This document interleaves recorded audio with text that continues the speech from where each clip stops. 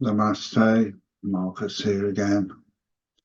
I had an interesting conversation with the beings I refer to as the blues. They're also referred to by some as blue avian beings. I, I resonate with what some people say about them and not what others. And this I've discovered is true for lots of different things that we talk about in the spiritual worlds that we discuss. And each one of us, of course, is experiencing life in their own manner, in their own need to reach a certain fulfillment. And even though I can sit here thinking that someone sitting somewhere else, say in America, is listening to me and either agreeing or not agreeing or hearing me as I'm talking, even though this physically may be the case, it doesn't really matter. All that really matters to you, to me, to each individual being is what we are experiencing in this lifetime.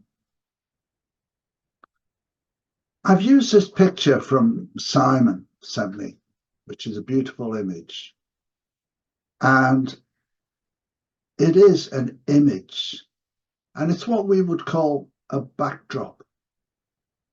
And what my brethren told me was that life, our lifetime, is just a backdrop for what is really occurring for us in our lives. The whole idea of this video is to let you feel into it and see how it resonates with you and what it sparks within you. And so when we think about these feelings that we have in life, we just think it's an experience of our life, and this is sad, this is not sad. And as I've said many, many times now in the last few years, it's not about things being good or bad. It's about going through the experience and also how we handle the experience. To me, that is one of the most important things, how you handle the experiences we go through. The vibrations we resonate with and the vibrations we give off with to others, we only vaguely understand the meaning of. We don't have a clue really as to what's going on. But I've been told, and I believe this, and I've experienced this with others, while we're using words and communicating, we are also transmitting energy signals to those we are communicating with, as well as into the world. It might sound like the vibration of the words. It might be more than just the words. Nevertheless, everything that we're doing in this life is having many profound consequences to our being, what we are becoming as we get to the zenith of our lifetimes here. And at this time, we're talking about being at the zenith of our ascension journeys now. We're welcoming in fifth generational consciousness. We're becoming attuned to unity consciousness of humanity, at least. And this in itself is going to open up so much more of these understandings for us about what actually we're here for.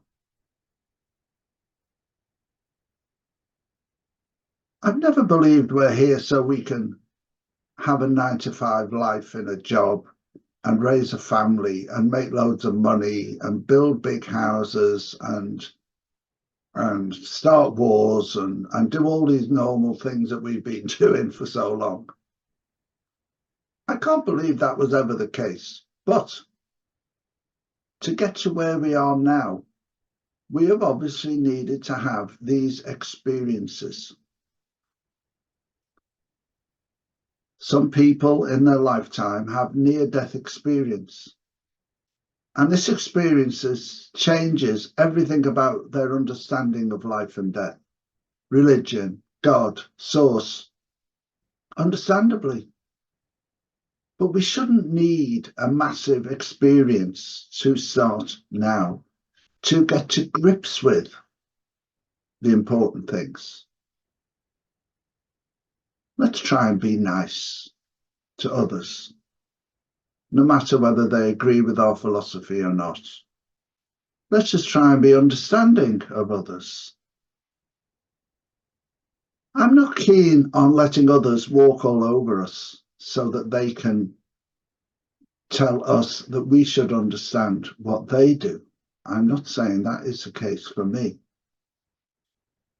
But we have to also stand up and be counted now for what we believe is the right way forward for us as human souls experiencing a physical lifetime.